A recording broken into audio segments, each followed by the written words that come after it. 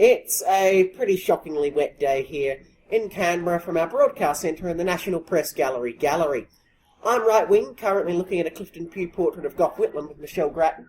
With me today are left wing. Hello.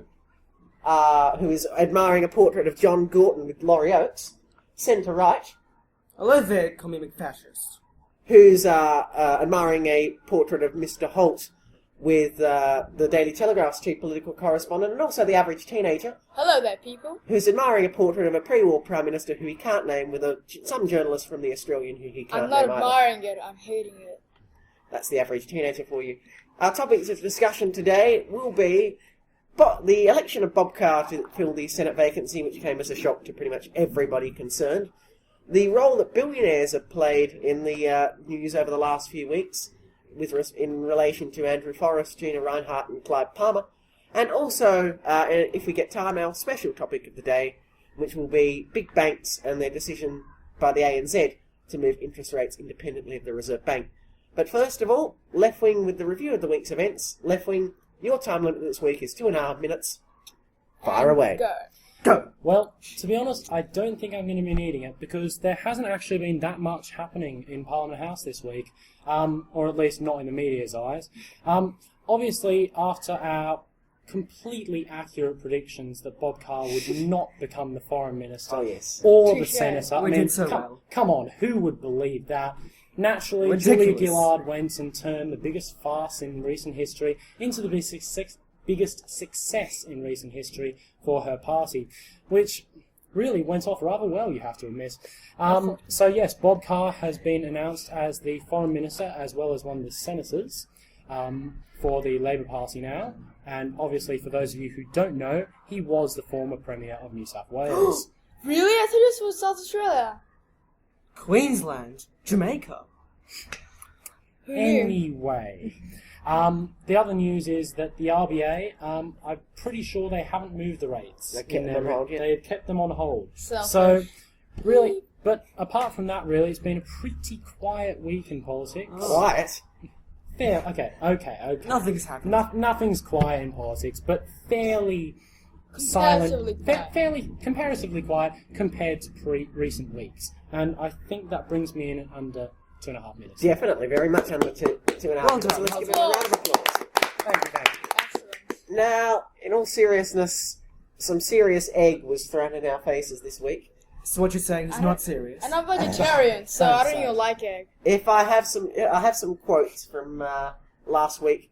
Left Wing, if I can quote your statement last week. Not. Oh, please don't. I think the whole Carr affair has been a little bit strange in this respect. I honestly can't see Bob Carr becoming Foreign Minister after his long stint in state. I was on the phone to my grandmother, who we'll only call centre-left, and described it as, quote, a bit of a ludicrous notion, and summarised it by saying that there was a very, very, very slim and minute chance of his becoming the next Senator for New South Wales, and an absolutely nil chance of his becoming Foreign Minister. So naturally, the following day, Julie Gillard announces that he's in. yes, that's typical of our luck. We're fearless and we're She great probably saw... Since she's following us on Twitter, she probably saw... Yes. Yeah. Heard us. And The lady hates us. Let's make her feel bad. But I'd like to know what your opinions are in regards to the way it's been handled and whether he will make a good Foreign Minister. We'll start with Left Wing. Naturally. Well, to be honest... Better luck this time. Thank you. I think I'm going to actually reserve judgment on this issue for a little while, simply because, well, I made a right farce last time. Simply because of your recent success and prediction. Thank you. You're welcome. Yes, because of my recent farce as far as prediction is concerned. No, mind your language. Oh, fast, right. Yeah, I don't think I'm going to make any predictions on how Bob Carr will go. I think he didn't do too bad a job in New South Wales, despite what a lot of the respondents on the Daily Telegraph and the Daily Telegraph website would have said. I think he actually did an alright job for our state, so, well, if it was our state, actually it's not now, is it? We've been in it for 2 weeks, and then suddenly we're in the ACT. But anyway, so, yeah, I really can't see Bob Carr being under too much pressure to perform now after... Your thoughts on the way it was handled, though, by the Prime Minister? Fairly well in the end. It looks like it was going to be a disaster, and in the end it just turned out perfectly for her. She turned all these accusations and all these problems into something that really pushed her far ahead. Let's go to the average teenager. It was going to look like a blunder, but it turned out pretty well, so... Yeah, Right. that's... Fascinating. It is indeed. Well, We'll go to right wing on this one. Centre right. I'm right wing. well, I for one think he'll make a great prime minister. I mean, really, the man's amazing. He should be the leader of our country. Oh, foreign, right. Well, he should do better than the last guy. Yeah, what was his Mr. name? Rude, Yeah, I mean, some guy what? named- What was his name? I can't I think it quite was Mr. remember. Rude. Oh, sorry. Yeah, he was a mudder, wasn't he? Yeah, something like kind of that. sailor. Yeah, he's unimportant. We'll...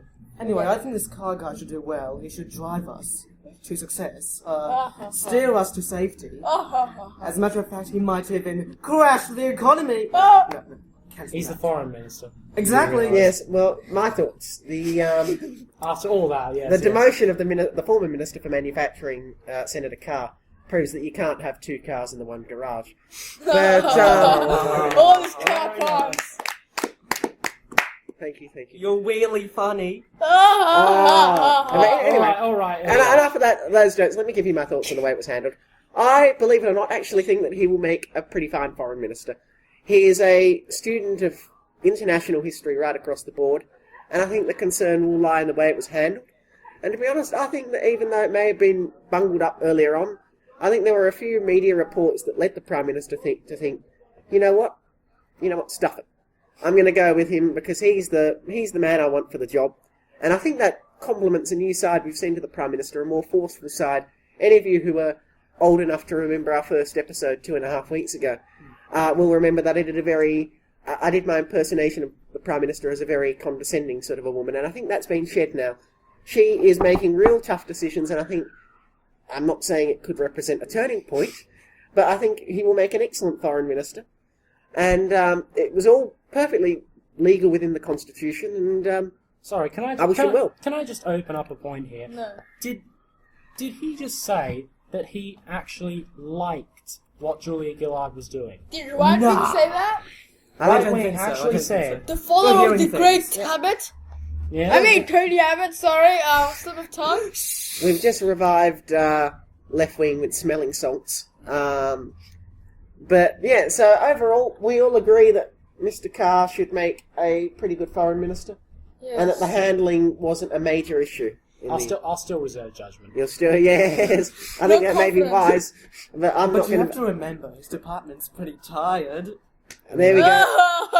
Senator Wright bringing his comedic spin to the table. Well, let's move on from this. Pathetic Yes, comedics. but are bad. please, let's. Yes. Right, next issue.